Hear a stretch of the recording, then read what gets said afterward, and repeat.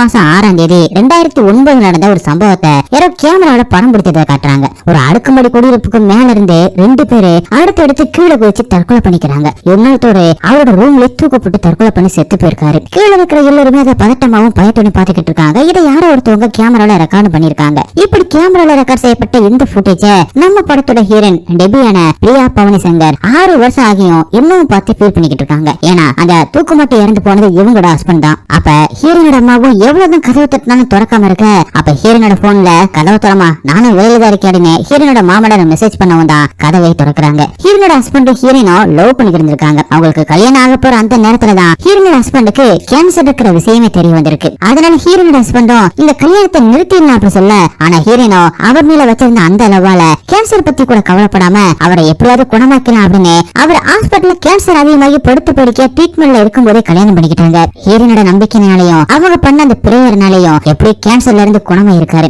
எல்லாமே சரியாயிடுச்சு, இனிமே நம்ம லைஃப்ல சூப்பரா வாழலாம் அப்படின்னு 2 பேருமே பல கனவுகளோட தான் இருந்திருக்காங்க. ஆனா என்ன காரணம் அப்படின்னு தெரியல, திடீர்னு ஹீரோனோட ஹஸ்பண்ட் தூக்கு மாட்டி தற்கொலை பண்ணிக்கிட்டாரு. அவரோட இறப்ப தாங்கிக்க முடியாமலும் அவரோட சாவுக்கான காரணம் தெரியாமலும் தவிச்சிருக்காங்க ஹீரோயின். ஹீரோனோட ஹஸ்பண்ட் கேன்சர் ட்ரீட்மெண்ட்ல இருக்கும்போது அவரோட ஸ்பேம் எடுத்து ஸ்டோர் பண்ணி வச்சிருக்காங்க. அதை வச்சு அவரோட குழந்தைக்காவது தாயாகலாம் அப்படின்னு ஹாஸ்பிட்டலுக்கு போய் ட்ரீட் பண்ணிருக்காங்க. ஆனா அவங்களால கர்ப்பமாகவே முடியல. இந்த விஷயம் தெரிஞ்சுதான் ஹீரோனோட அப்பா அம்மா வந்து உன்னை பத்தி கவலைப்படாம தற்கொலை பண்ணி செத்து போன அவரோட குழந்தை உனக்கு இருக்குமா அப்படின்னு திட்டிக்கிட்டு இருக்காங்க. இப்போதைக்கு ஹீரோனோட மாமனார் தான் ஹீரோனுக்கு சப்போர்ட்டா இருக்காரு. அடுத்து ஹீரோன் அவங்களோட மாமனாரும் ஹீரோன் புதுசா திறக்க போற சைனீஸ் ரெஸ்டாரண்ட்டுக்கு போய்கிட்டு இருக்கும்போது ரோட்ல ஒரே கூட்டமா டிராபிக்கா இருக்கு. என்ன பிரச்சனை அப்படின்னு ஹீரோன் மட்டும் இறங்கி போய் பாக்குறாங்க. இங்கதான் நமக்கு ஃபர்ஸ்ட் பார்ட்ல ஹீரோ கிட்ட ஒரு சோசியக்காரரு, தம்பி உங்க ஃப்ரெண்ட் பத்தி ஒரு விஷயம் சொல்லணும், அவர் இப்ப உயிரோட இல்ல, உங்க கூட இருக்கிறது யாருமே தெரியல அப்படின்னு வர சொல்லிருப்பார்ல. அது ஹீரோ வரதுக்குள்ள அந்த சோசியக்காரன் தூக்கு மட்டும் இறந்திருப்பார்ல. அந்த சம்பவத்தை தான் இப்ப ஹீரோனை பார்த்து அதிர்ச்சியா நிக்கிறாங்க. அவங்களுக்கு அவரை பார்க்கும்போது தன்னோட ஹஸ்பண்ட் தூக்குல தோணுதான் ஞாபகத்துக்கு வருது. அடுத்த டிராபிக் கிளியர் ஆகவும் ஹீரோனோட மாமனாரும் ஹீரோனை கூப்பிட ஹீரோன் அங்கிருந்து போகும்போதுதான் அந்த சூசிக்காரர் செத்து போயிருக்கத பார்த்துட்டு அதிர்ச்சியோட அங்கிருந்து எஸ்கேப் ஆயிருப்பார்ல ஹீரோ. அவரு ஹீரோயினை அடிச்சுட்டு சாரிங்க அப்படின்னு சொல்லிட்டு அங்கிருந்து போவாரு. அதையுமே காட்டுறாங்க. ஹீரோயின் ஒரு வித குழப்பத்தோட மாமனார் கூட கிளம்பி அவங்களோட புது சைனீஸ் ரெஸ்டாரண்ட்டுக்கு வர அங்க வந்திருக்கிறவங்க கிட்ட ஹீரோயின் பேசிட்டு அங்க இருக்கிற ஹீரோனோட ஹஸ்பண்ட் சாமோட போட்டோவை பார்த்து எதையோ யோசிச்சுக்கிட்டு இருக்காங்க. அப்ப இங்க ஹீரோனோட குடும்பத்துக்கு தெரிஞ்ச ஒரு மாங்க் அவங்களோட ஆளுங்க கிட்ட ஹீரோயின் ரெஸ்டாரண்ட் திறக்கிறதுக்கு விசேஷ சொல்லி அவங்களோட பிசினஸ் நல்லபடியா போகட்டும் அப்படிங்கிறதுக்காக புனிதமான ஒரு கடவுளோட சிலை கிஃப்டா கொடுத்து அனுப்பியிருக்காரு. அதையுமே வந்து அந்த மாங்க் கொடுக்குறாங்க. அடுத்து ஹீரோனோட மாமனாரும் என்னோட பையன் சாம் இறந்து இதோட 6 வருஷம் ஆகுது. இன்னைக்கு சாமுக்கு பிடிச்ச நெருக்கமானவங்க எல்லாருமே இங்க இருக்கோம். என் பையனுக்காக ஒரு 2 நிமிஷம் அவங்ககிட்ட நீங்க என்ன சொல்லணும் அப்படின்னு நினைக்கிறீங்களோ அதை நினைச்சு அவனுக்காக பிரேயர் பண்ணுங்க அப்படி சொல்லவும் எல்லாருமே பிரேயர் பண்றாங்க. ஆனா யாருமே எதிர்பார்க்காத நேரத்துல மேல இருந்து திடீர்னு ஒரு ஸ்பூன்களை கீழே எல்லாருமே அதிர்ச்சியோட அதை பாத்துக்கிட்டு இருக்காங்க. அப்பதான் அந்த ஸ்பூன்களுக்கு நடுவுல ஹீரோனோட ஹஸ்பண்டோட போட்டோ தெரியுது. உடனே ஹீரோனுக்கு ஒரு விஷயம் ஞாபகத்துக்கு வருது. இதுக்கு முன்னாடி ஷாம் படுத்த படுக்கையா இருக்கும் போது சாமுக்கு ஒரு மாதிரி வந்திருக்கும். எவ்வளவு கூப்பிட்டாலும் தூங்கிக்கிட்டு இருந்த ஹீரோன் எந்திரிச்சிக்கவே மாட்டாங்க. அப்ப பக்கத்துல இருந்த ஸ்பூன்களை தள்ளி விட்டுதான் ஹீரோனை எழுப்பிருப்பாரு. அது மட்டும் இல்லாம இனிமே உன கூப்பிட ஸ்பூனே யூஸ் பண்ணலாம் அப்படின்னு கேட்டிருப்பாரு. இது ஞாபகம் வந்த ஹீரோனோ அப்ப நம்ம கிட்ட ஷாமோட ஆத்மா எதையோ சொல்ல ட்ரை பண்ணிக்கிட்டு இருக்கா அப்படின்னு புரிஞ்சுக்கிட்டு மாமனார தனியா கூப்பிட்டு ஷாமி கிட்ட எதையோ சொல்ல நினைக்கிறான். நாம மறுபடியும் ஷாமோட ஆத்மா கிட்ட பேச ட்ரை பண்ணணும் அப்படி சொல்றாங்க. இனிமே அதெல்லாம் நீ ட்ரை பண்ண மாட்டேன் அப்படின்னு நீ எனக்கு ப்ராமிஸ் பண்ணிருக்கீல வேணாமா அப்படி சொன்னாலும் ஹீரோனோ இந்த ஒரு தடவை ட்ரை பண்ணி பாப்போம் என்னோட உள்ளுணர்வு சொல்லுங்க அப்படின்னு சொல்றாங்க. இதுல இருந்து ஷாம் இறந்து போனதுக்கு அப்புறமா ஹீரோயின் அவரோட ஆத்மா கூட பேச ட்ரை பண்ணிருக்காங்க அப்படின்னு தெரியுது. ஆனா என்ன காரணம் அப்படின்னு தெரியல, அவரோட ஆத்மா கூட இவங்களால பேசவே முடியல. ரெஸ்டாரண்ட்ல வேலை எடுத்துமே முடிச்சுட்டு கிளம்ப லேட் ஆயிடுச்சு போல. மாமனாரும் எங்கம்மா இருக்க, நான் இங்க வந்துட்டேன் சீக்கிரமா வாமா அப்படின்னு சொல்லிட்டு வச்சிடறாரு. இங்க டிராபிக்னால ஹீரோனோ வேற ஒரு ரூட் பிடிச்சு அங்கே போய்கிட்டு இருக்கும் போது அப்படியே ஃப்ரீஸ் பண்ணி அதே ரோட்ல இருக்கிற ஒரு டீ கடையில தான் ஹீரோ அருள்நிதியும் அவரோட ஃப்ரெண்டுமே இருக்கிற மாதிரி காட்டுறாங்க. இப்ப அப்படியே கட் பண்ணி ஃபர்ஸ்ட் பார்ட்ல ஹீரோட பேக்ரவுண்ட பத்தி அவர் யார் என்ன அப்படிங்கறத பத்தி சொல்லிருக்கவே மாட்டாங்கல்ல, இப்பதான் சொல்றாங்க. அப்படியே கட் பண்ணி ஹீரோ மாதிரி இருக்கிற இன்னொரு அருள்நிதியை காட்டுறாங்க. இவரோட பேரு ரகுநந்தன். இங்கேயே ரகுநந்தன் 6/6/2015 அப்படின்னு டைட்டில் போடுறாங்க. ரகுவோட அப்பா பெரிய பணக்காரரு. அவருக்கு 2 பொண்டாட்டி. அதுல 2வது பொண்டாட்டி அவங்களோட பொண்ணு அர்ச்சனாவும் தான். இப்ப ரகு கிட்ட வந்து அப்பா இப்படி போயிட்டாரப்பா அப்படின்னு அழுதுகிட்டு இருக்காங்க. அப்பதான் ரகுவோட அப்பாவோட தம்பி ரகுவோட சித்தப்பா அவர் ஒரு அட்வொகேட். அவரு ரகுவோட அப்பா அவரோட சுயநலவோட எழுதி வச்ச சொத்து பத்திரத்தை உயில பிடிச்சு பிடிக்கிறாரு. எப்படி அவரோட பிள்ளைங்களா சந்தோஷப்படுற மாதிரி தான் பிரிச்சு கொடுத்து எழுதிருப்பாரு அப்படின்னு பார்த்தா அதான் இல்ல. அவரோட முதல் தர பையன் ரகுவுக்கு அவரோட சொத்து மதிப்புல 25% மட்டும்தான் எழுதிருக்க. அதனால 2வது பொண்டாட்டியோட மகளான அர்ச்சனா அப்ப மீதி புள்ளாவை எனக்கு தானா அப்படின்னு சந்தோஷப்படுறா. ஆனா அவங்களுக்குமே பெப்பே அப்படிங்கிற மாதிரி வெறும் 5% மட்டும்தான் அர்ச்சனாவுக்கு எழுதி வச்சிருக்காரு. அதை கேட்ட உடனே அர்ச்சனாவும் செம்மையா கோவமாகி அவரோட அப்பா போட்டோவை பார்த்து அப்பனாவது சொப்பனாவது அப்படின்னு வண்ட வண்டியை கேட்டு காரிட்டு போயிடுறாங்க. சரி 2 பேருக்கும் இல்ல அப்படின்னா வேற யாருக்கு எழுதி வச்சிருக்காரு இருக்காரு அப்படின்னு பார்த்தா அங்கதான் ஒரு ட்விஸ்ட். ரகு ஒத்த பிள்ளை இல்லைங்க, ரெட்ட பிள்ளைங்க, அதாவது ட்வின்ஸ். இந்த ரெண்டாவது பிள்ளை வேற யாரும் இல்லைங்க, நம்ம ஃபர்ஸ்ட் பார்ட்ல பார்த்தோம்ல அருள்நிதி, அதாவது ஸ்ரீனிவாசன் தான் அந்த ரெண்டாவது பிள்ளை. அவருக்கு தான் 75% சொத்து மதிப்பை எழுதி வச்சுட்டு போயிருக்காரு. இதை கேட்டு காண்டன அர்ச்சனாவும் எனக்கு தேவையானதான கோர்ட்ல போய் கேஸ் விட்டு வாங்கிக்கிறேன் அப்படின்னு சொல்லிட்டு போக, சித்தப்பாவும் ஐயோ என்ன இவர் இப்படி எழுதி வச்சுட்டு போயிருக்காரு, இவன் வேற முறைக்கிறானே அப்படின்னு ரகுவை பார்த்து பயத்துல உட்காந்துக்கிட்டு இருக்காரு. ஏன் சித்தப்பா நீ இருந்து அவனுக்கு இப்படி எழுதி வச்சாரு அப்படின்னு சித்தப்பாவை போட்டு வெளுத்து எடுக்கிறார் ரகு. ரகுவோட அப்பா அவங்க அம்மாவையும் ஸ்ரீனிவாசனையும் நடுத்தெருவுல விட்டுட்டாரு. ரகுவுமே இத்தனை வருஷம் பாசம் காட்ட யாருமே இல்லாம வெளிநாட்டிலேயே தான் படிச்சு அங்கேயும் முடிச்சிருந்திருக்கான், அங்கேயுமே இருந்திருக்கான். இப்ப இங்க ஒரு பெரிய பில்டிங்க கட்டி அதை முடிச்சு ஒரு ஆர்கிடெக்டா பேரை வாங்க போற அந்த நேரத்துல ரகுவோட அப்பா 75% சொத்தை ரகுவோட தம்பி பேர்ல எழுதி வைக்கவும் செம்மையா காண்டாகிறாரு. சித்தப்பாவும் எப்பா ஒண்ணும் நம்மளால பண்ண முடியாதுப்பா, ஸ்ரீனிவாசன் சென்னையில தான் இருக்கானா, விசாரிச்சிட்டேன், அவன்கிட்ட பேசி பாப்போம் அப்படின்னு நம்பரை கண்டுபிடிச்சு வாங்கி ஹீரோ ஸ்ரீனிவாசன் கிட்ட பேசுறாரு. அப்ப ரகுவோட சித்தப்பாவும் ஸ்ரீனி நான் உங்க அப்பாவோட தம்பி பேசுறேன்ப்பா, நான் உனக்கு சித்தப்பா தான்ப்பா வேணும் அப்படின்னு சொல்றாரு. உடனே ஹீரோ என்னையும் அம்மாவின் நடுத்தருவுல விட்டவரையும் அப்பா அவரோட சொந்தக்காரங்க அப்படி சொல்லிட்டு எவனாவது எப்பயாவது கிளம்பி வருவாங்க, அவங்கள ஓட ஓட விரட்டு அப்படின்னு எங்க அம்மா சொல்லிட்டு தான் செத்து போச்சு, போனை கட் பண்ணியா அப்படின்னு சொல்லிட்டு தான் அந்த போனை கட் பண்ணிட்டு டீ கடையில இருந்து உட்கார்ந்து இருப்பாரு. அப்படியே ஃப்ரீஸ் பண்ணி அங்க பக்கத்துல கார்ல கிராஸ் பண்ணி போற ஹீரோனை காட்டுறாங்க. இப்ப ஹீரோனு நேரா தபோசி அப்படிங்கிற ஒரு மோங்க் இருக்கிற புத்து மடத்துக்கு தான் வராரு. இவர் தான் ஹீரோனுக்கு சிலைய கிஃப்ட் அனுப்பியிருப்பாரு. இப்ப தபோசியும் ஹீரோனை பார்த்து பேபி நான் இதுவரை எத்தனையோ ஆவிகள்கிட்ட பேசியிருக்கேன், ஆனா ஷாமோட ஆவியோட நம்மளால பேச முடியல அப்படின்னா அதுக்கு ஏதாவது காரணம் இருக்கும். அதே மீறி ஷாமோட ஆன்மா கிட்ட பேசணும் அப்படின்னா அதுக்கு ஷாமோட ஆத்மா இருக்கிற அந்த உலகத்துக்குள்ளதான் போகணும், அது ரொம்பவே ஆபத்தானது, ஒரு சின்ன தப்பு நடந்தாலும் நாம அந்த உலகத்துக்குள்ளே மாட்டிக்கிட்டு திரும்ப வர முடியாம போயிடும் அப்படின்னு தாவோசியுமே சொல்ல, எனக்கு ஷாமுக்கு என்ன நடந்துச்சுன்னு தெரிஞ்சாகணும், அதுக்காக என்ன ரிஸ்க் எடுக்க கூட தயாரா இருக்கேன் அப்படின்னு சொல்றாங்க. அதனால ஒரு நீ ஷாமோட ஆத்மா இருக்கிற அந்த உலகத்துக்கு ஹீரோன் போறதுக்காக சடங்கு பண்ண ஆரம்பிக்கிறாங்க. ஆரம்பிக்கிறதுக்கு முன்னாடி ஹீரோன் கிட்ட ஒரு வித்தியாசமான பேனாவை கொடுத்து இது மூலமா தான் ஷாம் நம்ம கிட்ட பேச போறான், நான் திரும்பி வா அப்படின்னு சொன்ன உடனே நீ திரும்பி வந்துடணும், என் பேச்சு மீறி அங்க எதுவுமே நீ பண்ணக்கூடாது அப்படின்னு வார்னிங் கொடுத்துதான் ஆரம்பிக்கிறாரு. மந்திரங்களை சொல்ல ஆரம்பிச்ச கொஞ்ச நேரத்திலேயே ஹீரோனும் டக்குனு ஷாமோட ஆன்மா இருக்கிற அந்த ஆன்மா உலகத்துக்கு போயிடுறாங்க. அங்க ஒரு படிக்கட்டு இருக்கு, அந்த படிக்கட்ட எங்கேயும் ஏறி போற மாதிரி இருக்கு, அதுக்கு ரெண்டு பக்கத்துலயுமே நிறைய ஆடுகள் கத்திக்கிட்டே இருக்குதுங்க. இது எல்லாத்தையுமே பார்த்து மிரண்டு போன ஹீரோனும் பயத்தை வெளிக்காட்டிக்காம அப்படியே அந்த படிக்கட்டு வழியா மேல ஏறி போறாங்க. அதே நேரத்துல எங்க ஹீரோனும் பேப்பர்ல ஹெல்ப் ஹெல்ப் அப்படின்னு எழுதிக்கிட்டே இருக்க, அங்க ஹீரோனும் அழிஞ்சு போன காடு மாதிரியும் சுடுகாடு மாதிரியும் இருக்கிற அந்த இடத்தை கடந்து போகும்போது தூரத்துல ஒரு டவர் மாதிரி ஒண்ணு இருக்கு, அதோட உச்சில ஒரு சிம்மாசனம் மாதிரியும் அதுல யாரும் ராஜா மாதிரி உட்கார்ந்துகிட்டு இருக்க மாதிரி இருக்கு. அத ஹீரோனை பாத்துக்கிட்டே இருக்கும்போது அவங்களை சுத்தி திடீர்னு நிறைய புணங்கள் தூக்குல துங்குறபடி இருக்க, அது எல்லாத்தையுமே பார்த்து ஹீரோனுமே மிரண்டு போய்கிட்டு இருக்கும்போது தூரத்துல ஒரு புணம் மட்டும் அசையாம இருக்கு. அப்புறமா தான் அது ஷாம் அப்படின்னு தெரிய வருது ஹீரோனுக்கு. ஷாமோட ஆத்மா டெபி எனக்கு ஹெல்ப் பண்ணி டெபி, என்ன இங்க இருந்து கூட்டிட்டு போ டெபி அப்படின்னு சொல்ல, டெபியும் மெது மெதுவா சாம் அப்படின்னு சொல்லிக்கிட்டு கிட்ட போய்கிட்டு இருக்காங்க. அப்ப திடீர்னு தாவூசி இங்க வந்து டெபி கிட்ட போகாத, அது ஷாமோட ஆத்மா இல்ல, இங்க நம்ம உலகத்துல இருக்கிற வேற ஒரு ஆத்மா தான் உங்ககிட்ட ஹெல்ப் கேட்டுக்கிட்டு இருக்கு, திரும்ப வா அப்படின்னு சொல்றாரு. அப்பதான் அந்த ஆத்மா யாரு அப்படிங்கறத காட்டுறாங்க. அது நம்ம ஹீரோ ஸ்ரீனிவாசன் தான். ஃபர்ஸ்ட் பார்ட்ல தான் இறந்து போனது கூட தெரியாம பக்கத்துல இருக்கிற டீ கடைக்கு தப்பிச்சு வந்து அங்க இருக்கிறவங்க கிட்ட உதவி கேட்பார்ல, அப்புறமா தான் இறந்து போனது அவருக்கு தெரிஞ்சிருக்கும். அதே நேரத்துல ஹீரோனும் ஷாம நெருங்கிக்கிட்டு இருக்கும்போது எல்லா பணங்களும் அவங்களுக்கு முன்னாடி விழுக, அவங்களும் பயந்து பின்னாடி வரும்போது இங்க நம்ம உலகத்துல இருக்கிற ஹீரோனுக்கும் ஏதோ ஆக ஆரம்பிக்குது. ஆனாலும் தொடர்ந்து எழுதிக்கிட்டே இருக்காங்க. தாவோசியும் மத்த மோங்களும் தொடர்ந்து மந்திரத்தை உச்சரிச்சுக்கிட்டே இருக்காங்க. அப்பதான் கம்பில விழுந்து கிடக்கிற ஹீரோயினை காட்ட டக்குனு ஹீரோக்கு திரும்ப உயிர் வந்த மாதிரி காட்டின உடனே இங்க ஹீரோட கையில இருந்து ரத்தம் சொட்ட சொட்ட இது திரும்ப நடக்கும் அப்படின்னு எழுதிக்கிட்டே இருக்காங்க. அதை எல்லாருமே அதிர்ச்சியோட பாத்துக்கிட்டு இருக்க, அப்படி என்னத்தை தான் பாக்குறாங்க அப்படின்னு பார்த்தா ஹீரோன் எழுதின அந்த பேப்பர்ல ஒரே மாதிரி இருக்கிற 2 பேரோட உருவம் வரைஞ்சிருக்கு. அப்படியே ஒரு 6 வருஷம் கழிச்சு 5ஆம் தேதி 6வது மாசம் 2021வது வருஷத்தை காட்டுறாங்க. தாவோஸோட மடாலத்துக்கு வந்த ஒரு புத்த துறவி தாவோசி கிட்ட லாமா இது உங்ககிட்ட கொடுக்க சொன்னாரு, 100 புத்த துறவிகளோட பல மாச பூஜையில உருவான ஒரு புனித பொருள் இது, ஆபத்தான சக்தியை அழிக்க நீங்க நடத்த போற மகாகால மகாயான பூஜையில இந்த பொருள் உங்களுக்கும் ஸ்ரீனிவாசனுக்கும் துணையா இருக்கும் அப்படின்னு சொல்லி கொடுக்குறாங்க. அடுத்து சில ஒரு ஹாஸ்பிட்டல்ல தான் காட்டுறாங்க. அந்த ஹாஸ்பிட்டல்ல ஒரு டாக்டராவும் அந்த ஹாஸ்பிட்டலோட சேர்மனாவும் ஹீரோனோட மாமனார் தான் இருக்காரு. ரூம்ல இருந்து கீழே குதிச்சு கம்பில விழுந்த ஹீரோ இப்ப இங்கதான் அட்மிட் ஆகிருக்காரு போல.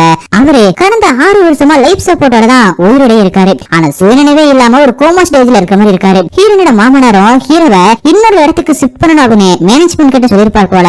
ஆனா சொத்துக்காக ரகுவோட சித்தி பொண்ணு அர்ச்சனா போட்ட அந்த கேஸுமே கடந்த 6 வருஷமா இன்னுமே நடந்துகிட்டு தான் இருக்கு. அந்த கேஸ் இன்னைக்கு தான் ஹியரிங்க்கு வரதுனால ஹாஸ்பிட்டலுக்கு ஏதாவது பிரச்சனை வந்துரும் அப்படின்னு மேனேஜ்மெண்ட்டுமே பயப்படுறாங்க. ஆனா என்ன பிரச்சனை வந்தாலும் நான் பாத்துக்கிறேன், ஷிஃப்ட் பண்ண ஏற்பாடு பண்ணுங்க அப்படின்னு சொல்றாரு. அதே நேரத்துல கோர்ட்ல இன்னைக்கு ஹியரிங் நடக்கிறதுனால ரவி சைடுல இருந்து அவரோட சித்தப்பா தான் வாதாடுறாரு. கடந்த 6 வருஷமா ஹீரோ லைஃப் சப்போர்ட்ல தான் வாழ்ந்துட்டு இருக்கிறதாவும் கிட்டத்தட்ட எல்லா டாக்டர்ஸுமே காப்பாற்ற முடியாது அப்படின்னு கை வச்சிட்டாங்க அப்படின்னா ஒவ்வொரு நொடியுமே ஸ்ரீனிவாசன் வழியை அனுபவிச்சுக்கிட்டு இருக்காரு. அதனால அவரோட லைஃப் சப்போர்ட் திரும்ப எடுங்க அப்படின்னு சொல்லிட்டு ரவியோட சித்தப்பா வாதாடுறாரு.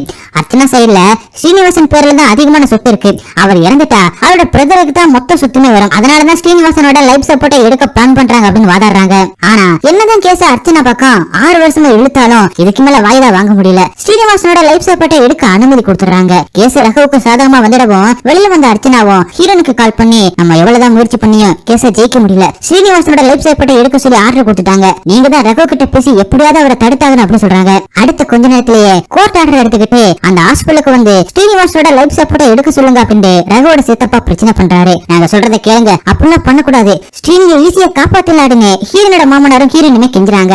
ரகுவுமே கோவப்பட்டு ஸ்ரீனி சாகணும், இந்த நாளுக்காக தான் நான் காத்துக்கிட்டு இருந்தேன் அப்படின்னு கத்துறாரு. அதுக்கு ஹீரோனோ இதுக்கு பின்னாடி பெரிய பிரச்சனை இருக்கு, உள்ளவங்க அதை பத்தி பேசலாம் அப்படின்னு சொன்னாலும் ரகுவும் ஸ்ரீனிவாசன் சாகணும் அப்படின்னு திரும்ப திரும்ப சொல்லவும் பொறுத்து பார்த்துட்டு ஸ்ரீனி செத்து போட்டானா நீ செத்துடா அப்படின்னு ரகுவை பார்த்து உண்மையை போட்டு உடைச்சிடறாங்க ஹீரோயின். ரகுவும் அவரோட சித்தப்பாவும் ஆடி போயிடுறாங்க. அப்புறமா தான் ஹீரோயினும் ஸ்ரீனிவாசனுக்கு 6 வருஷத்துக்கு முன்னாடி நடந்த அந்த விஷயம் அன்னைக்கு உனக்குமே நடந்துச்சு அப்படின்னு சொல்லும் போது அன்னைக்கு ரகுவும் அவரோட சித்தப்பாவும் சொத்து உயிரை பத்தி மாடியில் நின்று பேசிக்கிட்டு இருக்கும்போது கீழே தவறுதலா ரகுவுமே விழுந்திருக்காரு. அதுக்கு காரணம் அந்த பேய் தான். அதுவும் கீழே விழ போற ரகுவ கீழே ஒரு உருவமாறு வந்து வாய்க்குள்ள விழுங்க போற அந்த நேரத்துல நடுவுல ஒரு வலை கட்டி இருக்கிறதுனால அதுல விழுந்து ஜஸ்ட் மிஸ்ல எஸ்கேப் ஆயிருப்பாரு. ஆனா அவரோட வயிற்றுலயே கம்பி குத்தி இருக்கும். இதே டைம்ல தான் ஸ்ரீனிவாசனும் ரூம்ல இருந்து தப்பிக்க கீழே குதிச்சு கம்பிலே விழுந்திருப்பாரு. அதுக்கப்புறம் அவரோட ஆத்மாவும் ரோட்ல போய் உதவி கேட்டு இருந்திருக்கும். அதே மாதிரி ஹீரோனும் ஷாமோட ஆன்மாவை கான்டாக்ட் பண்ண ஆன்மா உலகத்துக்கு போயிருப்பாங்க. மாடி வந்து கீழே விழுந்த ரகுவும் தப்பிச்சதாலதான் எங்க ஹீரோக்குமே திரும்ப உயிர் வந்திருக்கும். இத சொன்ன உடனே ரகுக்கு கம்பி குத்துன அந்த இடத்துல வலிக்க ஆரம்பிக்குது. நமக்கு நடந்தது எப்படி உங்களுக்கு தெரியும் அப்படின்னு குழம்பும் போது ஹீரோனும் ஸ்ரீனிவாசன் மட்டும் செத்துட்டானா நீ செத்துருவ அப்படின்னு சொல்லவும் என்ன சொல்றீங்க அப்படின்னு அதிர்ச்சியா கேட்கிற ரகுவோட சித்தப்பா. அதுக்கப்புறமா தான் அவங்க 2 பேருமே தாவோஸோட மடாலயத்துக்கு கூட்டிட்டு வந்து என்ன நடந்துகிட்டு இருக்கா அப்படின்னு புரிய வைக்கிறாங்க. தாவோஸையும் ரகுவும் ஸ்ரீனிவாசனும் ஒரே அணுவுல உருவான மாதிரி ஒரே அணுவுல உருவாகி ஒரே கருவுல வளர்ந்து பிறந்தவங்க. அவங்களோட முடியுமே ஒரே நேரத்துல தான் இருக்கும். எதை வச்சு இது எல்லாத்தையுமே சொல்றீங்க அப்படின்னு ரகுவோட சித்தப்பா கேட்க அப்ப ஹீரோனோட மாமனாரும் எனக்கு ஷியாம் அப்படிங்கிற ஒரே ஒரு பையன் இருந்தான், அவனோட ஃப்ரெண்ட்ஸும் ரொம்பவே மர்மமான முறையில இறந்துட்டாங்க. ஆனா போலீஸ் அது வெறும் சூசைட் அப்படின்னு சொல்லிட்டு கேஸ க்ளோஸ் பண்ணிட்டாங்க. ஆனா அதுல ஒரு மர்மம் ஒளிஞ்சிருந்துச்சு. 2015 ஜூன் மாசம் 6ஆம் தேதி, அதாவது உங்களுக்கு அந்த சம்பவம் நடந்த அதே நாள் தான் ஷியாமோட நினைவு நாள். அன்னைக்கு அவனோட ஆத்மா கிட்ட பேச ட்ரை பண்ணோம். ஆனா எங்க கிட்ட பேசுனது ஷியாம் இல்ல, ஸ்ரீனிவாசனும் நீயும் தான் அப்படின்னு சொல்லவும் ரகுவும் சித்தப்பாவும் அதிர்ச்சி ஆகுறாங்க. உங்க 2 பேருக்கு ஏதோ ஒரு உதவி தேவைப்படுது அப்படின்னு எங்களுக்கு தெரிய வந்துச்சு. அன்னைக்கு ஸ்ரீனிவாசனை கடைசியை பார்த்து அந்த இடத்துல விசாரிச்சு அவர் தேடி போனப்ப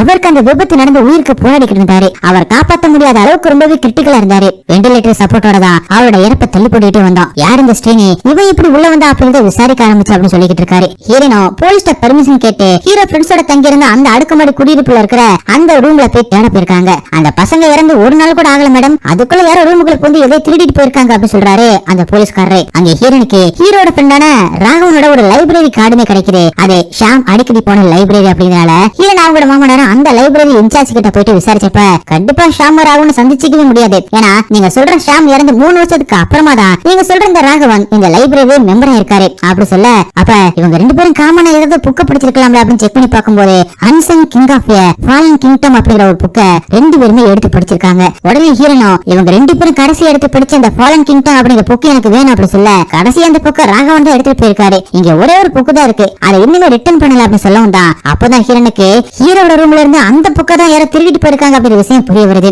அந்த புக்ல தான் ஏதோ ஒரு இருக்கணும், அந்த புக்கு இதுவரை யாரெல்லாம் படிச்சிருக்காங்க அப்படின்னு கேக்குறாங்க. அதை செக் பண்ண லைப்ரரியனோ வினோதமா இருக்கே, கரெக்டா 6 வருஷத்துக்கு ஒரு முறை தான் அந்த புக்கு வெளியில போயிருக்கு, எடுத்துட்டு போன யாருமே இதை சைன் பண்ணி ரிட்டர்ன் பண்ணல, பழைய லைப்ரரியன் தான் இதை ரெக்கார்ட் பண்ணி ரீப்ளேஸ் பண்ணதா ரெக்கார்ட்ல இருக்கு அப்படின்னு சொல்லிட்டு அந்த புக்கை இதுவரை படிச்சவங்களோட லிஸ்ட் எல்லாம் எடுத்து கொடுக்குறாரு. ஆனா அங்கதான் இன்னொரு அதிர்ச்சி, அந்த புக்கை எடுத்துட்டு போன யாருமே இப்ப உயிரிடல அப்படின்னா அவங்க எல்லாருமே மர்மமான முறையில இறந்து போயிருக்கிறதுனால அத போலீஸ் சூசைட் அப்படின்னு க்ளோஸ் பண்ணிருக்காங்க அப்படின்னா அதுல இன்னொரு அதிர்ச்சியான விஷயம் என்னன்னா அவங்க எல்லாருமே இறந்த தேதியும் ஜூன் 6ஆம் தேதி தான் அப்படின்னு ஒரு போலீஸ்காரர் சொல்லவும் ஹீரோனோ அவங்களோட மாமனாரும் அதிர்ந்து போயிருக்காங்க. அந்த புக்குக்கும் இறந்த பொண்ணுங்களுக்கும் ஜூன் 6ஆம் தேதிக்கும் என்ன கனெக்ஷன் இருக்கும் அப்படின்னு இன்னும் தீவிரமா தேட ஆரம்பிச்சிருக்காங்க. அப்பதான் ஹீரோட ஃப்ரெண்ட் ராகவன் டிமாண்டி காலனி அப்படிங்கிற ஒரு ஸ்கிரிப்டுமே எழுதிப்பார்ல, அது இவங்க கையில கிடைச்சிருக்கு. அந்த ஸ்கிரிப்ட்ல 6 வருஷத்துக்கு ஒரு முறை டிமாண்டியோட வீட்டுக்குள்ள யாரோ வருவாங்க அப்படின்னா கரெக்டா ஜூன் மாசம் 6ஆம் தேதி ஒரு செயினை பாப்பாங்க அப்படின்னா அது மூலமா ஒரு சக்தி வாய்ந்த தீய சக்தி வெளியில வரும் அப்படின்னா அது அப்படி அங்க போறவங்களை பலி கொடுக்கறது விதி அப்படின்னு எழுதி இருந்துச்சு. அது மட்டும் இல்லாம இறந்த அத்தனை பேரோட ஆன்மாவும் மறுஜன்மே இல்லாம டிமாண்டியோட உலகத்துல கஷ்டப்படுவாங்க அப்படின்னு எழுதி இருந்துச்சு. அந்த ஸ்கிரிப்ட்ல இருந்த மாதிரியே ஒவ்வொரு 6 வருஷத்துக்கு அந்த சம்பவம் நிஜத்திலுமே நடந்துகிட்டு இருக்கு. எந்த ஒரு வருஷம் ஒரு உயிர் கூட போகாம தடுக்கப்படுதோ அந்த வருஷம் ஸ்ரீனிவாசன் தான் இந்த சைக்கிளையே மொத்தமா நிறுத்த முடியும் அப்படின்னு எழுதி இருந்துச்சு. நாளைக்கு தான் ஜூன் 6ஆம் தேதி எங்கேயோ சில பேர் அந்த புக்க பிடிச்சி அன்னைக்கு அந்த வீட்டுக்கு வர போறாங்க. அவங்களையும் ஸ்ரீனிவாசனையும் அந்த தீய சக்தி பழி கொடுக்காம தடுத்துட்டா இந்த சைக்கிளை மொத்தமா நிறுத்த முடியும் அப்படின்னு ஹீரோனோட மாமனார் சொல்றாரு. அது மட்டும் இல்லாம என்னோட பையன் இறந்ததுக்கு அப்புறமாவும் அவனோட ஆன்மா சாந்தி அடையாம கஷ்டப்பட்டு இருக்கிறத ஒரு அப்பனை என்னால தாங்கிக்க முடியல. பிளீஸ் என்னோட பையனுக்காக இதுக்கு ஒத்துக்கங்க அப்படின்னு கெஞ்சுறாரு. அடுத்து ரகுவும் செம்ம கடுப்போட வீட்டுக்கு வந்து யோசிச்சு பாக்குறாரு. அதே நேரத்துல ஹீரோனோ ஷாமோட குழந்தைய சமக்க முடியல அப்படின்னு கஷ்டப்படுறாங்க. எல்லா டைமும் அவங்களுக்கு நெகட்டிவ் அப்படின்னு தான் வருது. அதோட செம்மையா அப்செட் ஆகுறாங்க. அடுத்து ஒரு தடவை ஹாஸ்பிட்டல்ல இருந்து ஒரு லெட்டர் வரவும் அதை வாங்கி கூட பார்க்காம விட்டுறாங்க. அதுக்கப்புறமா தான் ரகுவும் ஹீரோனோட மாமனார் சந்திக்கணும் ஒத்துக்கிறாங்க. அதனால ஹீரோனோட மாமனாரோ அவரோட பழைய நர்சிங் ஹோம்ல ஸ்ரீனிவாசனை ஷிஃப்ட் பண்ணி அங்கேயே தாவசியை வச்சு அந்த மகாகால மகாயான பூஜையை பண்ணலாம் அப்படின்னு பிளான் பண்ணி வச்சிருக்காங்க. தாவசி அங்க 3 மாங்குகளை கூட்டிட்டு வந்திருக்காரு. அதுல ஒருத்தர் வயசான பெரியவர் அப்படின்னு பார்த்தா இன்னொரு மாங்க் பள்ளிக்கூடம் போற பையனா இருக்காங்க. இவங்களை வச்சுதான் இந்த பேய் அடக்க போறோமா, இன்னைக்கு நம்ம உயிர் போச்சு அப்படின்னு ரகுவுமே கத்த ஆரம்பிக்கிறாரு. இவங்க எல்லாருமே பல மாசமா இந்த பூஜைக்காகவே தயாரானவங்க. இவங்கள மாரி ஸ்ரீனியையும் உன்னோட உயிரையும் யாராலுமே எடுத்துட்டு போக முடியாது. யாராவது ஒருத்தர் மட்டும் இங்க இருந்தா போதும். மத்தவங்க டிமாண்டியோட வீட்டுக்கு போயிட்டு அங்க எந்த ஒரு அசம்பாவிதம் நடக்காம பாத்துக்கணும் அப்படின்னு தாவோசிமே சொல்ல ஸ்ரீனியோட மெடிக்கல் சப்போர்ட்டுக்காக ஹீரோனோட மாமனாரை மட்டும் அந்த 3 மோங்குகளோட அங்கே விட்டுட்டு ஹீரோயின் ரகு சித்தப்பா தாவோசி அப்படின்னு எல்லாருமே அந்த டிமாண்டியோட வீட்டுக்கு கிளம்புறாங்க. அப்படி நைட்டு 12 மணியாக ஜூன் 6ஆம் தேதி ஆரம்பிக்குது. இப்ப அந்த டிமாண்டி காலனியில இருக்கிற டிமாண்டியோட வீட்டுக்கு வராங்க. அங்க வரதுக்கு முன்னாடி போலீஸ் அன்பரச வச்சு வீட்டை சுத்தி செக் போஸ்ட் மாதிரி அமைச்சு யாரையுமே உள்ள விடாம பாத்துக்கிறாங்க. யாராவது உள்ள பண்ணா தானே இங்க செயின் எடுப்பாங்க. அதை இவங்க தடுத்துட்டா இந்த சைக்கிளை உடச்சல அப்படின்னு நினைக்கிறாங்க. அப்ப அர்ச்சனாம அங்க வந்து ரகு கிட்ட அண்ணே நான் ஸ்ரீனியோட நிலைமையும் அவருக்கு நடந்தது உங்ககிட்ட சொன்னா நீங்க நம்பிருக்க மாட்டீங்கன்னு, உங்க உயிரை காப்பாத்ததான் இந்த கேஸையே போட்டு அப்படி சொன்னா நீங்க நம்ப மாட்டீங்கன்னு, எனக்கு நீங்க நல்லா இருக்கணும்னே அப்படின்னு பயங்கரமா நடிச்சு சொல்லிட்டு அங்க இருந்து போறாங்க. அர்ச்சனா போன கொஞ்ச நேரத்திலேயே டிமாண்டி வீட்டுக்குள்ள இருந்து திடீர்னு சில பொண்ணுங்களோட அலறல் சத்தம் கேக்குது. இதை கேட்ட ரகுவும் சித்தப்பாவும் போலீஸ் இன்ஸ்பெக்டர் அன்பரசும் இவங்கள உள்ள ஓடி போய் பாக்க ஆரம்பிக்கிறாங்க. யாரும் உள்ள போகாதீங்க, அது நம்மள உள்ள வர வைக்க ஒரு டிராப்பா இருக்காடுன்னு தாவோசி வெளியில கத்திக்கிட்டு இருக்காரு. அதை கேட்காம இவங்க எல்லாருமே உள்ள போறாங்க. உடனே தாவோசியும் ஏதோ மந்திரத்தை பயத்தோட சொல்ல ஆரம்பிக்கிறாரு. உள்ள வந்த ஹீரோக்கு மேல சத்தம் கேட்கவும் மேல போறாரு. அங்க 2 பொண்ணுங்க எதையோ பார்த்து பயந்துகிட்டு இருக்காங்க. ரகுவும் மெதுவா உள்ள போய் பார்க்க உள்ள ஃபர்ஸ்ட் பார்ட்ல வந்து சில லேடி பேங்க உட்காந்துக்கிட்டு இருக்காங்க. ஆனா ரகு வர்றதுக்கு முன்னாடியே அந்த பேங்க மறைஞ்சு போயிடுங்க. உடனே அதுல ஒரு பொண்ணு மயங்கி கீழே விழுந்துடவும் ரகுவும் அந்த பொண்ணு தூக்கிக்கிட்டு கீழே ஓடுறாரு. அந்த இன்னொரு பொண்ணுமே அங்கிருந்து பின்னாடி பயந்துகிட்டு ஓடுறா. அதே நேரத்துல சித்தப்பாவும் அன்பரசும் இன்னொரு பொண்ணுக்கு வலிப்பு வந்து அங்க கீழே எடுத்துக்கிட்டு இருக்கா.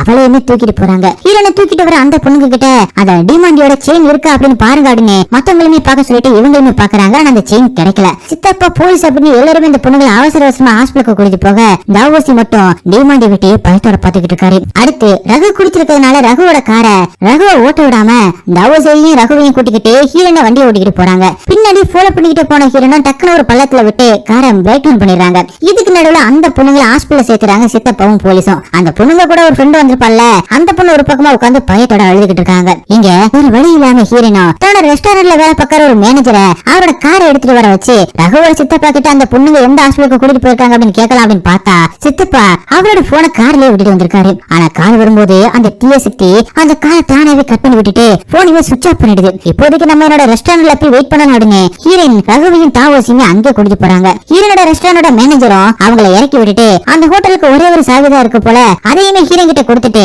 கடைசியா ஒரே ஒரு ஆர்டர் மட்டும் வந்திருக்கு மேடம், அதை பிக் பண்ண ஆள் வந்தா கொடுத்துடுங்க மேடம் அப்படின்னு சொல்லிட்டு ரகுவோட காரை சரி பண்ணி எடுத்துட்டு வர கிளம்பிடுறாரு. இவங்கள உள்ள வந்து உட்கார்றாங்க. அப்ப தாவோசியும் பழைய நர்சிங் ஹோம்ல ஸ்ரீனியோட கூட இருக்கிற அந்த பெரிய மாங்குக்கு கால் பண்ணி எது நடக்க கூடாது அப்படின்னு நினைச்ச மாதிரி நடக்க போகுது. ஸ்ரீனியோ நோக்கி ஒரு ஆபத்து வந்துகிட்டு இருக்கு. பிரச்சனை கையை மீறி போற அந்த நிலைமை வந்துச்சுன்னா புனித பொருளை யூஸ் பண்ணுங்க, அதை எப்போதுமே கீழே விழுந்துடாம பாத்துக்கங்க, உடனே மகாகால மகாயான பூஜை ஆரம்பிங்க அப்படின்னு சொல்லவும் இவங்க அதுக்கான ஏற்பாடு பண்றாங்க. இங்க தாவோசியும் அந்த பொண்ணுங்க ட்ரிகர் பண்ணிட்டாங்க போல அப்படி சொல்றாரு. அதே நேரத்துல இங்க அந்த பொண்ணுங்களுக்கு ட்ரீட்மெண்ட் பண்ணிட்டு வெளியில வந்த டாக்டரும் சித்தப்பா கிட்ட அந்த பொண்ணுங்க எதையோ பார்த்து ரொம்பவே பயந்துருக்காங்க போல, அதனால ரொம்பவே கிரிட்டிக்கலா இருக்காங்க, இப்போதைக்கு எதுவுமே எங்களால சொல்ல முடியாது அப்படின்னு சொல்லிட்டு போறாரு. அப்பதான் இங்க இந்த பொண்ணுங்களோட ஃப்ரெண்ட் ஒருத்தர் உட்காந்து அழுதுகிட்டு இருக்கதை பார்த்துட்டு அவகிட்ட போய் ஏமா அந்த வீட்டை சுத்தி அவ்வளவு பாதுகாப்பா இருந்து எப்படிமா வீட்டுக்குள்ள வந்தீங்க அப்படின்னு கேட்க நான் சொன்னா நீங்க நம்ப மாட்டீங்க சார், நாங்க மகாபலிபுரத்துல இருக்கிற ஒரு காலேஜ்ல படிக்கிறோம் சார், எங்க காலேஜ் லைப்ரரியில இருந்து ஒரு புக்கு எங்களுக்கு கிடைச்சது சார், அந்த புக்ல ஏதோ மந்திரம் மாதிரி இருந்துச்சு, அதை படிக்க ஆரம்பிச்ச உடனே எங்க ரூம்ல ஒரு போல்ஸ் மாதிரி ஃபீல் பண்ண ஆரம்பிச்சேன் சார், திடீர்னு கண்ணு முழிச்சு பார்த்தா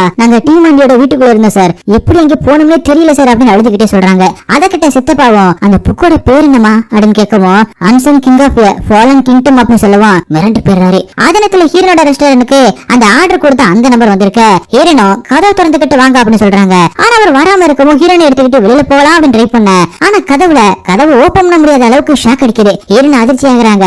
ஹீரோனே வந்து செக் பண்ணி பார்க்க அவரையும் அடிச்சு தூக்கி தூக்கி எறியுது. அப்பதான் தெரியுது அந்த தீய சக்தி அவங்கள உள்ள வச்சு லாக் பண்ணிடுச்சு அப்படின்னு. இப்ப வெளியவே போக விட மாட்டேங்குது. அது மட்டும் இல்லாம வெளியில நிக்கிற அவருக்குமே ரெஸ்டாரண்ட்டுக்கு உள்ள யாருமே இருக்கிற மாதிரி தெரியல. அவரும் ஆர்டர் வாங்கி வச்சுக்கிட்டு ஹோட்டல்ல திறக்காம வச்சிருக்காங்க அப்படி திட்டிவிட்டு அங்கிருந்து போறாரு. இவங்களும் நாங்க உள்ளதா இருக்கா அப்படின்னு கத்திக்கிட்டே இருக்காங்க. இவங்க போன்ல சிக்னல் இல்ல, அதே மாதிரி ஒய்ஃபையுமே ஒர்க் ஆகல. அப்பதான் அங்க இருக்கிற டிவில இவங்க எல்லாருமே இவங்களுக்கு பக்கத்துல இருக்கிற அந்த சேர் பாக்குற மாதிரி ஒரு போட்டோ இருக்கு. அதை பார்த்து இவங்க அதிர்ச்சி ஆகுறாங்க. அதை இவங்களால மாத்தவும் முடியல. அப்படி கட் பண்ண சித்தப்பாவும் அந்த பொண்ணு கூட்டிக்கிட்டு அவங்களோட காலேஜ் ஹாஸ்டல் ரூமுக்கு வந்து அந்த புக்கை தேடி பாக்குறாங்க. ஆனா அந்த புக்கை கண்டுபிடிக்கவே முடியல. யாரா வந்து எடுத்துட்டு போயிருக்காங்க அப்படின்னு தெரிய வர உடனே சிசிடிவி போய் செக் பண்ணி பாக்குறாங்க. அந்த காலேஜ்ல வேலை பாக்குற லைப்ரரியன் தான் இந்த பொண்ணுங்களோட ரூமுக்கு போயிருக்காரு அப்படின்னு தெரிய வர அது மட்டும் இல்லாம இவர் தான் எங்களுக்கு இந்த புக்கையை படிக்க கொடுத்தாரு அப்படின்னு அந்த பொண்ணுமே சொல்றாங்க. அந்த பொண்ணு படிக்க அந்த காலேஜுக்கும் டிமாண்டி காலனுக்கும் ரொம்பவே தூரம். வெறும் 15 நிமிஷத்துல நினைச்சா கூட அங்க போக முடியாது. ஆனா அவங்க டிமாண்டியோட வீட்டுல இருந்திருக்காங்க. அது மட்டும் இல்லாம டிமாண்டியோட செயினுமே இந்த பொண்ணு பாத்துருக்கா. அடுத்து இங்க ரெஸ்டாரண்ட காட்டுறாங்க. அப்படி அவங்க எல்லாருமே பாத்துட்டு இருக்கிற அந்த டிவில ஒரு வீடியோ ஒன்னு இப்ப பிளே ஆகுது. அதுல இந்த ரெஸ்டாரண்ட்டுக்கு ஒரு பையன் அவரோட அப்பாவோட ஆர்டர் பிக் பண்ண வந்திருக்கான். அந்த சின்ன பையனும் நானே போய் வாங்கிட்டு வரேன்ப்பா அப்படின்னு சொல்லிட்டு உள்ள வந்து ஹீரோயின் கிட்ட சாப்பாட்டை வாங்கிக்கிட்டு சில்லறை வாங்கிக்கிட்டு இருக்கும்போது ஹீரோயினோ நான் எங்கேயோ பார்த்த மாதிரி இருக்கே அப்படின்னு சொல்லிக்கிட்டு ஆர்டர் செக் பண்ணிக்கிட்டு இருக்காங்க. அப்ப அந்த பையன் டக்குன்னு சாப்பாட்டை கீழே போட்டுறான். அதை ஹீரோமே எடுத்து கொடுத்துக்கிட்டே பேசிக்கிட்டு இருக்காரு. அப்பதான் ஹீரோயின் எதேச்சியா சிசிடிவி கேமரா புட்டேஜ் பாக்குறாங்க. அந்த பையன் இன்னுமே வெளியில நிக்கிற மாதிரி இருக்கு. அப்ப இந்த பையன் யாரு அப்படின்னு ஹீரோயின் குழப்பத்தோட பாத்துக்கிட்டு இருக்கும்போது இன்னொரு கேமரால ஹீரோட உருவத்துல அந்த தீய சக்தி நீங்க இதை தடுத்துக்க கூடாது அப்படின்னு கிட்ட வந்து டக்குன்னு பயன்படுத்துது. டக்குன்னு அந்த இடமே ஒரே புகை மூட்டமா மாறவும் ஹீரோனோ அதுல பயந்து சுத்திக்கிட்டே இருக்காங்க. அவங்களை சுத்தி ஒரே அமானுஷமா இருக்கு. அப்ப ஒரு ரூம திறந்து உள்ள வந்து வசமா மாட்டிக்கிறாங்க ஹீரோயின். அப்பதான் பாக்குறாங்க அந்த ரூம்ல இருக்கிற 2 பக்கம் கண்ணாடியிலயும் பக்கத்துல இதே மாதிரி ரூமுகள் இருக்க மாதிரி தெரியுது. அதுவும் அதுல ஒரு பக்கம் தாவோசியும் இன்னொரு பக்கம் அந்த குட்டி பெண்ணு மாட்டி பயத்துல தப்பிக்க போராடிக்கிட்டு இருக்காங்க. அதே நேரத்துல தூரத்துல ரகுவோட உருவத்துல அந்த போய் மெதுவா 2 பக்கத்துல இருந்து கிட்ட வந்துகிட்டு இருக்கு. முதல்ல அந்த குட்டி பெண்ணை கருணை இல்லாம கொலை பண்ணிட்டு அடுத்து தாவோசியுமே தண்ணிக்குள்ள முக்கி தூக்கி போட்டு கொலை பண்ண பாக்குது. அடுத்து ஹீரோயினை கொண்டதுக்காக பக்கத்துல இருந்த தீய அணைக்கிற அந்த சிலிண்டரை எடுத்து ஒரே அடி அடிக்க அடுத்த செகண்ட் இந்த வீடியோ முடிச்சு போயிடுது. இது எல்லாத்தையுமே டிவில பார்த்து இவங்க 3 பேரும் அதிர்ச்சியோட நின்னுகிட்டு இருக்காங்க. இவங்களையே அந்த தீய சக்தி இப்ப ட்ராப் பண்ணி கொலை பாக்குது அப்படிங்கிற விஷயத்த இப்பதான் காட்டுறாங்க. அந்த சித்தப்பா அந்த பொண்ணு கிட்ட அந்த செயினை நீ பாத்தி அப்படின்னு கேட்க அந்த பொண்ணு பாத்தேன் அப்படின்னு சொல்றாங்க. ஹீரோயினோ மயக்கமான அந்த பொண்ணு கிட்ட செயின் இருக்கா இல்லையா அப்படின்னு தேடி இருந்திருப்பாங்கல்ல. அதனால அந்த இன்னொரு பொண்ணு பக்கத்துல நின்ன ரகுவோட அந்த செர்கின் பாக்கெட்ல போட்டிருப்பாங்க. இப்பதான் அந்த செயினை தாவோசியும் ரகுவோட செர்கின் பாக்கெட்ல இருந்து வெளியில எடுக்கிறாரு. ரகுதான் டிமாண்டி வீட்டுல இருந்த செயினை ஆசைப்பட்டு எடுத்துட்டு வந்துட்டாரு அப்படின்னு ஹீரோயின் தப்பா நினைக்கிறாங்க. ரகு தான் எடுக்கல அப்படின்னு எவ்வளவுதான் சொன்னாலும் ஹீரோயின் கேட்க மாட்டாங்க. அப்பதான் தாவோசியும் இதை இவன் எடுக்கல அப்படின்னு சொன்னவரு அப்ப டிவில வந்து அந்த ரகு ஒரு ரூம்ல ஏதோ எழுதி இருந்தாருல அந்த ரூம்ல போய் எல்லாருமே பாக்குறாங்க. அங்க சுவர் ஃபுல்லா ஆன்டி கிறிஸ்டுவோட சிம்பிள் அதாவது சிலுவைய தலைகீழா வரைஞ்சு வச்சிருக்காரு. அப்பதான் தாவோசியும் இது எல்லாமே சிம்பிளா பப்புமட் 16வது 17வது நூற்றாண்டுல ஆண்டி கிறிஸ்ட வழிபட்ட ஒரு கல்ட் குரூப் சாத்தானுக்காக மனுஷங்களை பழியறதுக்கு முன்னால வழிபடுற ஒரு சிம்பிள் இது. இந்த சிம்பிளை நம்ம தடுக்க நினைச்சது அந்த ஈவில் போர்ஸுக்கு பிடிக்கல. இது நம்மள்ட்ட வந்து சேரணும் அப்படிங்கிற விதி. இப்ப அந்த பொண்ணுங்களுக்கு பதிலா நாம மாட்டிக்கிட்டோம். இப்ப நம்மள பழி கொடுக்க பாக்குது அந்த தீய சக்தி அப்படின்னு சொல்லிக்கிட்டு இருக்கும்போது இவங்களுக்கு பின்னாடி திடீர்னு கல்ட் குரூப்பை சேர்ந்தவங்க வரிசையா அங்க வரத பார்த்துட்டு இவங்களும் மிரண்டு போயிடுறாங்க. அதை பார்த்த உடனே தாவோசியும் இது தடுத்தே ஆகணும் அப்படின்னு இவங்க 2 பேரையுமே அந்த ரூம்ல இருந்து வெளியில அனுப்பி லாக் பண்ணிட்டு என்ன நடந்தாலும் உள்ள வராதீங்க அப்படி சொல்லிட்டு அவரோட கையை கட் பண்ணி ரத்தத்தை அந்த செயின் மேல விட்டு மந்திரத்தை தொடர்ந்து சொல்லிக்கிட்டே இருக்காரு. இங்க ஸ்ரீனிய கட்டி போட்டு வச்சிருக்க அந்த பெட்டுமே திடீர்னு தானா நகர ஆரம்பிக்குது. அதை ஹீரோனோட மாமனாருமே பயத்தோட பாக்குறாரு. இங்க தாவோசி மந்திரத்தை சொல்ல சொல்ல எங்க ரகுவுக்கு உடம்புலாம் சூடாக ஆரம்பிக்குது. அதே நேரத்துல ஸ்ரீனியோட உடம்பு மேல போத்தி இருக்கிற அந்த மந்திரத்தினையும் பறக்க போற மாதிரி காட்டுறாங்க. அந்த 3 மாங்களும் மூஞ்சில எதை எடுத்து வேக வேகமா கட்டிக்கிட்டு அதுக்கப்புறம் மந்திரத்தை சொல்ல ஆரம்பிக்கிறாங்க. அப்ப தாவோசியோட கையில இருந்து வெளியில வந்த சூடான ஆவி வெளியில இருக்கிற வவ்வால்கள் எல்லாத்தையுமே காத்து போற வழி வழியா உள்ள வர வைக்குது. அதுவும் அந்த வவ்வால்கள் அந்த பாதையை உடைச்சுக்கிட்டு வர பாக்குதுங்க. இங்க அந்த மந்திர துணியும் பறந்து மெழுகுவத்தி மேல வந்து விழுந்து எரிய ஆரம்பிக்குது. அதே நேரத்துல இங்க ரகுவும் சூடு தாங்க முடியாம தாவோசி இருக்கிற அந்த கதவை உடைக்க ட்ரை பண்றாரு. இங்க சித்தப்பாவும் செயின் ரகு கிட்ட தான் இருக்கு. அதனால அவனுக்கும் ஹீரோனுக்கு ஆபத்து அப்படின்னு தெரிஞ்சு சித்தப்பாவும் அந்த பொண்ணு அவங்க 2 பேரையுமே தேடிக்கிட்டு இருக்காங்க. அதுக்கப்புறமா கடைசியாதான் ஹீரோட மாமனாருக்கு கால் பண்ணி கேட்டா சித்தப்பாவுக்கு அவங்க எங்க இருக்காங்க அப்படின்னு தெரிஞ்ச காப்பாத்துவாங்க அப்படின்னு சொல்லிட்டு அந்த தேசக்தி ஹீரோட மாமனார கழுத்தை பிடிச்சு நெரிச்சிட்டு அவருக்கு பதிலா சித்தப்பா கிட்ட ஹீரோட மாமனாரோட வயசுலயே பேசுது. அப்பதான் சித்தப்பாவும் அந்த பொண்ணும் ரகுவோட காரை ட்ராக் பண்ணலாம் அப்படின்னு சொல்லிட்டு ட்ராக் பண்ணி வந்துகிட்டு இருக்காங்க. இங்க ஹீரோட மாமனார அந்த தேசக்தி கழுத்திலே செம்மையா அடிச்சிடுது.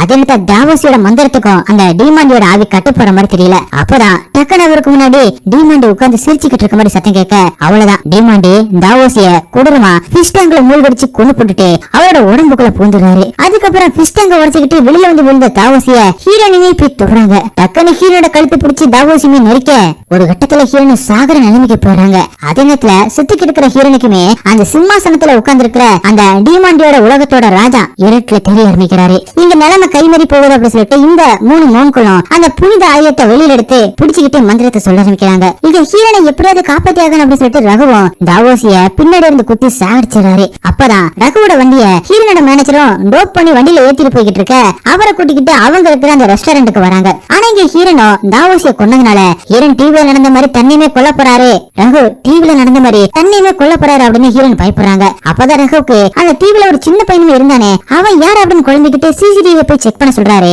அந்த சிசிடிவில ஒரு சின்ன பையன் அப்பாவை கூட்டிக்கிட்டு வந்திருக்கான். ஆனா அவன் இவங்க பார்த்தா அந்த பையன் இல்ல. அப்பதான் இவங்களை தெரிவிக்கிட்டு மேனேஜரும் சித்தப்பாவும் அந்த பொண்ணுமே எல்லாருமே வந்துகிட்டு இருக்காங்க. இவங்களும் நாங்க உள்ளதா இருக்க அப்படின்னு கண்ணாடி வெளியே கத்திக்கிட்டு இருக்க. ஆனா அவங்களுக்கு உள்ள யாருமே இருக்கிற மாதிரி தெரியல. ரொம்ப நேரமா எங்க போயிருப்பாங்க அப்படின்னு அங்கேயே நின்று யோசிச்சுக்கிட்டு இருக்காங்க. உள்ள நின்று அவங்க கத்துறது அவங்களுக்கு சுத்தமா கேட்கவும் மாட்டேங்குது, தெரியவும் மாட்டேங்குது. உடனே ரகுவும் அந்த சிலிண்டரை போய் எடுத்துட்டு வராரு. ஆனா ஹீரனோ எங்க டிவில வந்த மாதிரி தன்னை கொல்ல போறாரு அப்படின்னு பயப்பட ரகு அந்த கண்ணாடியை தான் உடைக்கிறாரு. ஆனா அப்புறமா தான் அவங்களுக்கு ஒரு செம ட்விஸ்ட். அந்த கண்ணாடி இன்னொரு லேயரா மாதிரி இவங்களை விட்டு தள்ளி போகுது. இவங்க உடைச்சுக்கிட்டே இருக்காங்க.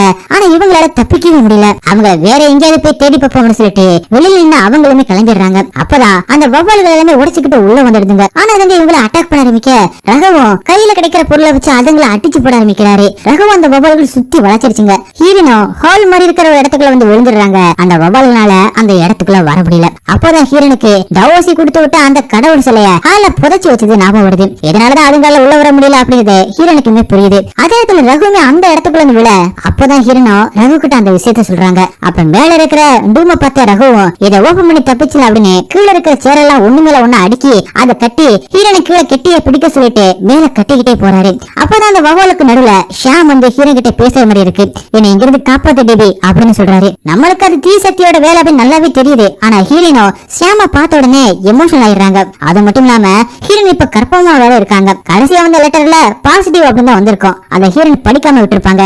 அத ஷாம் சொல்லிட்டு நான் இப்ப ஓ வயிற்றுலதான் டெபி இருக்கேன். இந்த உலகத்துல இருந்து நீ என்ன காப்பாத்தல அப்படின்னா நான் உங்க உலகத்துல பிறக்க மாட்டேன். என்ன வந்து காப்பாத்து டெபி அப்படின்னு கூப்பிடுவோம். அப்பதான் ஹீரோனுக்கு இதுக்கு முன்னாடி ஷாம் நமக்கு பிறக்க போற அந்த குழந்தை இப்படிதான் இருப்பான் அப்படின்னு ஒரு போட்டோவை ரெடி பண்ணி வச்சிருப்பாரு. அந்த பையன் தான் ஹோட்டலுக்குமே வந்திருப்பான். ஏன்னா ஹீரோனை தன்னை மறந்து ஷாம் அப்படின்னு கிட்ட போறாங்க. அப்புறமா தான் ஹீரோனை ரகுமே கவனிக்கிறாரு. அதுக்குள்ள சேர்ல அடி கீழே விழுந்துறாரு. கடைசியில எப்படியோ ஹீரோனை வெளியில போக விடாம ரகுமே தடுத்து அங்கே நிக்கிற ஷாம பார்த்து நீங்க உள்ள வாங்க போறோம், நான் உங்களை காப்பாத்துறேன் அப்படின்னு திரும்ப திரும்ப சொல்ல அந்த தீய சக்திக்கு கோவம் வந்து டக்குன்னு வவ்வால்களை அவங்க கிட்ட கொண்டு போயிடுது. இவங்களுக்கு இப்ப என்ன பண்றதுன்னு தெரியல. அதனால இந்த ஸ்டீனியோட பெட்டும் அப்படியே எழுந்திருச்சு நிக்க ரகுவும் இங்க அந்த செயின் மூலமா தான் அந்த தீய சக்தி எல்லாத்தையுமே பண்ணிக்கிட்டு இருக்கு. அதை எடுத்து அழிச்சாதான் அந்த தீய சக்தியை அழிக்க முடியும். அதனால அந்த செயினை நான் எடுத்து தூக்கி போடுறேன், நீங்க அதை அழிச்சிருங்க அப்படின்னு சொல்றாரு. ஆனதுக்கு ஹீரோனோ ரகு தனக்காக அவரோட உயிரை பணிய வைக்க வேணாம் அப்படின்னு சொல்றாங்க. இப்ப நீங்க ஒரு உயிர் இல்ல 2 உயிர் அப்படின்னு சொல்லிட்டு ஹீரோன் சொல்றத கூட கேட்காம வவ்வால் கூட்டத்துக்குள்ள போய் செயினை எடுக்க போறாரு ரகு. அப்ப ஸ்டீனியோட போயிட்டு அப்படியே தலைகளை திரும்ப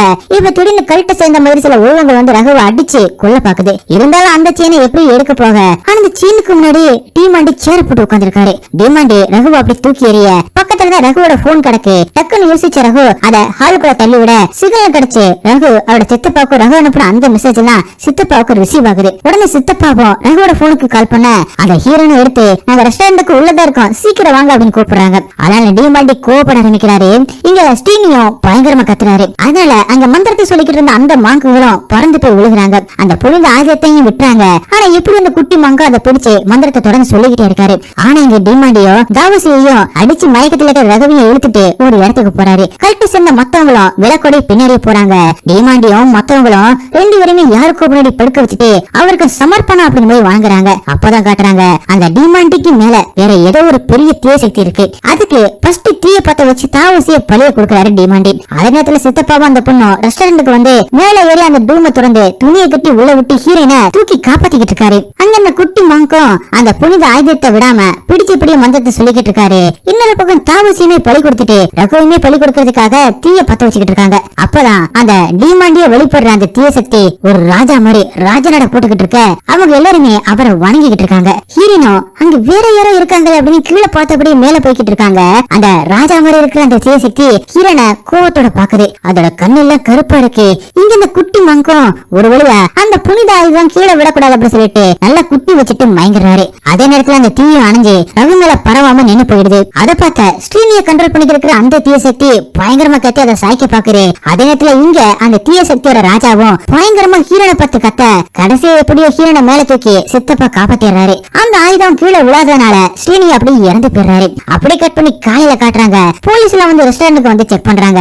ஆனா அங்க இருந்த டிமாண்டியோட செயினை ஹீரோனால சித்தப்பாவையும் கண்டுபிடிக்க முடியல. இன்னொரு பக்கம் ரகுவை காப்பாத்துறதுக்காக ஹாஸ்பிட்டல்ல ஷாக் வச்சுக்கிட்டு இருக்காங்க. கடைசியில ரகுவுக்கு உயிர் வந்துருது. அதனால ஸ்ரீனியுமே உயிர் பழிச்சிடறாரு. அதே நேரத்துல அந்த பழைய நர்சிங் ஹோமுக்கு வந்து ஹீரோனோட மாமனாரையும் ஸ்ரீனியையும் அந்த 3 மாங்களையும் போலீஸ் மீட்டிடுறாங்க. அப்படியே கட் பண்ணி ஹாஸ்பிட்டல்ல காட்டுறாங்க.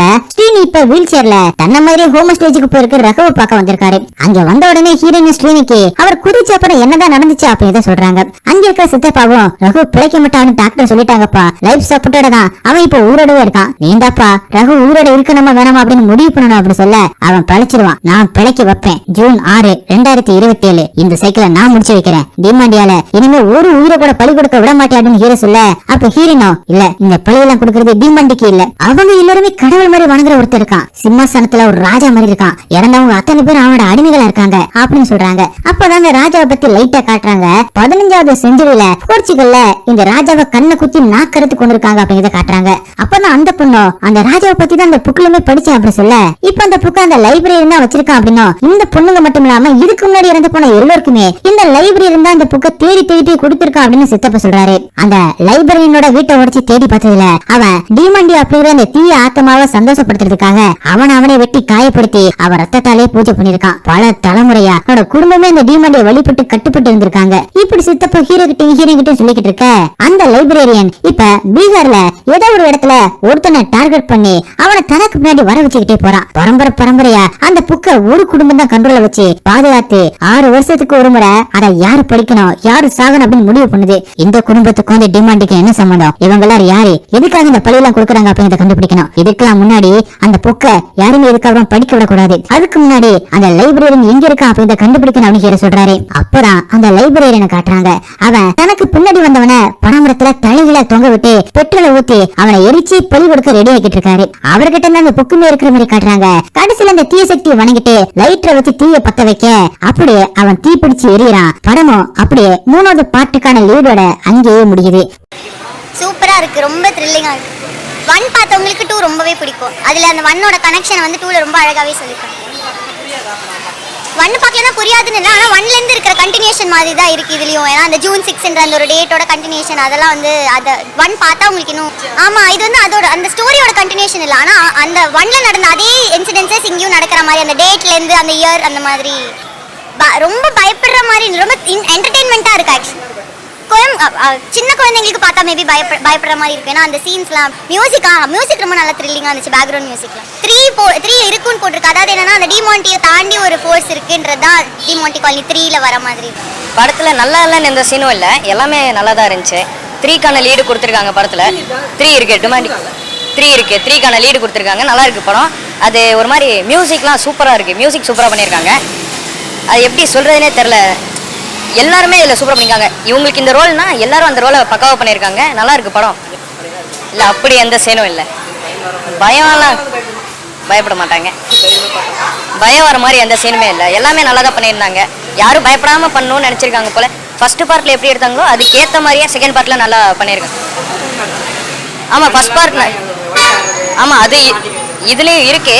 ஆனால் அதுலேயே நம்ம பார்த்தனால இதில் திரும்பி பார்க்கும்போது அது பயமா இல்லை, அவ்வளோ பயமா இல்லை. இல்லை நல்லா தான் பண்ணியிருக்காங்க. ஃபர்ஸ்ட் பார்ட்டோட கண்டினியூஷனாக பக்காவாக பண்ணியிருக்காங்க. இதில் அதே ஸ்டோரி தான், அதே மாதிரி செயினை பற்றி தான் இதுவும் வருது. இது செகண்ட் பார்ட்டில் அவங்க செயின் எடுத்து எவ்வளோ பிரச்சனையை ஃபேஸ் பண்ணாங்களோ அதே மாதிரி தான் இருக்குது. அதுக்கு கண்டினியூஷன் தான் இதுவும். அது நல்லா பண்ணியிருக்காங்க. எல்லா தேட்டரில் வந்து பார்க்கலாம். சின்ன குழந்தைங்க மேபி பயப்படுவாங்க. ஏன்னா அந்த சில இடத்துல அந்த கண்ணு ஐபால் இல்லாமல் போகிறது, அந்த மாதிரி நாக்கு இல்லாமல் காமிக்கிறது, அந்த மாதிரி சில சீன்ஸ் எல்லாம் இருந்தது. மேபி ரொம்ப சின்ன குழந்தைங்க பயப்படுவாங்க. பட் ரொம்ப என்டர்டெய்னிங்காக இருந்தது. ரொம்ப பயமுடுத்துகிற மாதிரி எல்லாம் இல்லை. மியூசிக் ரொம்ப நல்லா இருந்தது. ஏன்னா அந்த பிஜிஎம்ல தான் அந்த எஃபெக்ட் எல்லாமே வருது. ஸோ சவுண்ட் விஷுவல்ஸ் எல்லாமே ரொம்ப நல்லா இருக்கும். நல்லா நடிச்சிருந்தாங்க. நான் டிமாண்டி 1 நான் பார்த்துருக்கேன். அதுலேயே எனக்கு ரொம்ப பிடிச்சிருந்தது. ஆக்டிங் வைஸ் எல்லாருமே ரொம்ப நல்லா பண்ணியிருந்தாங்க. ஆமாம், லிங்க் பண்ணியிருக்காங்க. ப்ளஸ் இன்னும் பார்ட் 3 இதில் வந்து அதுலேருந்து இருக்கிற கண்டினியூஷன் லைக் அப்போ நடந்த அந்த 1ல் நடந்த சில விஷயம் இந்த 2லையும் நடந்திருக்கு. அதே சேம் டைமில் நடந்திருக்கு 2 ஸ்டோரி. அதை லிங்க் பண்ணியிருக்காங்க. நல்லா இருந்தது. நல்லா சூப்பராக இருந்துச்சு படம். இல்லை இப்படிலாம் நல்லா இருந்துச்சு. சஸ்பென்ஸ்லாம் நல்லா இருந்துச்சு. தேர்ட் பார்ட்டி நான் லீட் கொடுத்துருக்காங்க. நல்லா இருந்துச்சு. Rahman mass. Third part lead இருக்குது. படத்தை நல்லா இருந்துச்சு. சஸ்பென்ஸாக நல்லா இருந்துச்சு. ஃபேமிலியாக பார்க்கலாம். நல்லா தான் இருக்குது. இல்லை நல்லா இருக்குங்க. என்டர்டைன்மெண்ட் சூப்பராக இருக்குது. நல்லா பண்ணியிருக்காப்புல. பார்க்கலாம், ஃபேமிலியோட பார்க்கலாம். இல்லை சின்ன குழந்தைங்களும் பார்க்கலாம். பயம் அவ்வளோ பயம்லாம் கிடையாது. நல்லா தான் இருக்குது.